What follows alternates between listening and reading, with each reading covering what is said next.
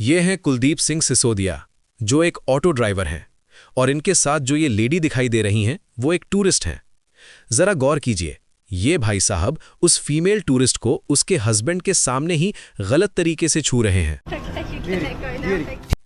और ये कोई एक मामला नहीं है, इससे पहले भी ऐसा ही एक भयानक इंसिडेंट स्पेनिश टूरिस्ट के साथ हुआ था। जब वो इंडिया टूर कर रही थी और झारखंड से गुजर रही थी, तभी 7 लोगों ने मिलकर उसका गैंग रेप किया। On Friday, a foreign tourist in India put up a video on Instagram. She was talking about her travels in India and she had bruises on her face. She had been ganged by 7 men during her trip. इसी सिलसिले में पिछले Friday एक foreign tourist ने India में अपने travel experience को लेकर इंस्टाग्राम पर एक वीडियो पोस्ट किया। वो अपने चेहरे पर लगे चोट के निशानों के साथ बता रही थी कि इंडिया में ट्रैवल के दौरान उसे 7 लोगों ने गैंग रेप किया। मार्च 2025 में इजरायली टूरिस्ट के साथ जघन्य अपराध हुआ।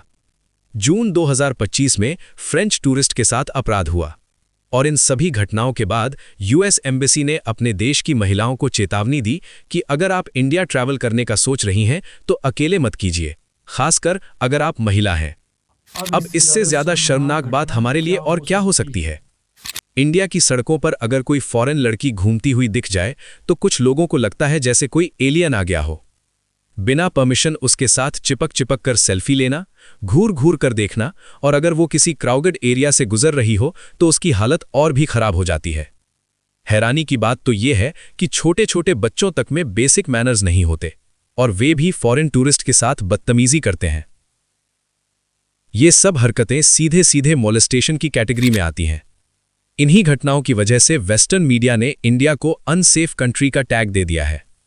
Violence against women, molestation, stalking, groping, harassment, ये सब शब्द इंडिया के साथ जोड़ दिए गए हैं। Finding India to be the most dangerous nation for violence against women. Rapes or, just general harassment and molestation is.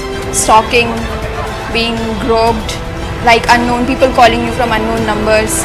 People are, they're stalking you, they are trying to touch you, grapple you, they'll unzip and, और दुख की बात यह है कि लोग सिर्फ अपने ही देश में ऐसा नहीं करते, बल्कि बाहर जाकर भी वही हरकतें दोहराते हैं। जैसे ये है प्रज्वल, इंग्लैंड गए अभी सिर्फ 6 महीने ही हुए थे, और वहां माइनर लड़कियों से न्यूड पिक्स मांगते पकड़े गए।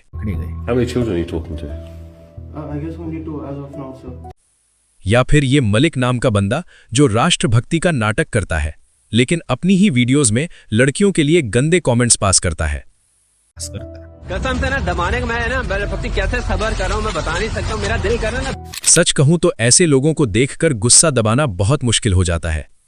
जब ऐसे लोगों को वीजा मिलता है और ये बाहर जाकर ऐसी हरकतें करते हैं तो पूरे देश की इमेज को कितना नुकसान होता है इसका अंदाजा भी नहीं है।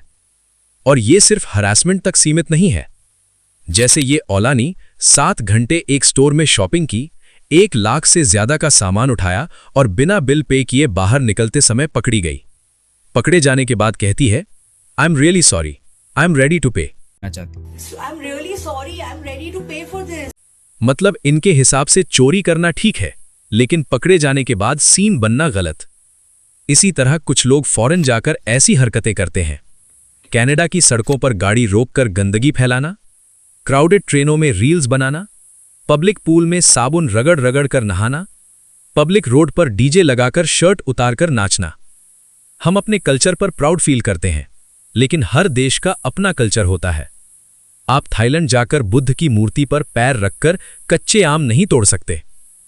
हम खुद ही अपनी रेपुटेशन को अपने हाथों से बर्बाद कर रहे हैं। सिविक सेंस की हालत इतनी खराब है कि लोग सीसीटीवी कैमरे तक पर गुटखा थूक देते हैं।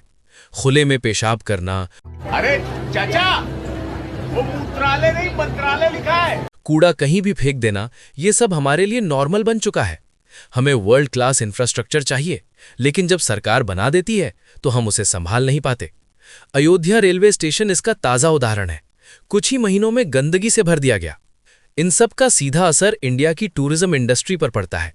जहां फ्रांस ने 100 मिलियन टूरिस्ट, स्पेन ने 94 मिलियन और थाईलैंड ने 35 मिलियन टूरिस्ट को वेलकम किया, वहीं इंडिया में 2024 के फर्स्ट हाफ में सिर्फ 4.78 मिलियन टूरिस्ट आए, जबकि हमारे पास 11,000 किलोमीटर की कोस्टलाइन है, ताजमहल जैसा वंडर है, हजारों साल पुरानी विरासत है। टूरिज्म सिर्फ घूमना नहीं होता, ये रोजगार देता है, इकोनॉमी को बूस्ट करता है, इनकम इनइक्वालिटी कम करता है। लेकिन जब टूरिस्ट हमारे यहाँ आकर असुरक्षित महसूस करेंगे तो वे दोबारा क्यों आएंगे? इंडिया में और इंडियंस में बहुत ज़्यादा पोटेंशियल है, लेकिन जब तक हम खुद रिस्पॉन्सिबल नहीं बनेंगे तब तक कोई सरकार, कोई कैंपेन, कोई इंफ्रास्ट्रक्चर हमें नहीं बचा सकता। शुरुआत हमें खुद से करनी होगी।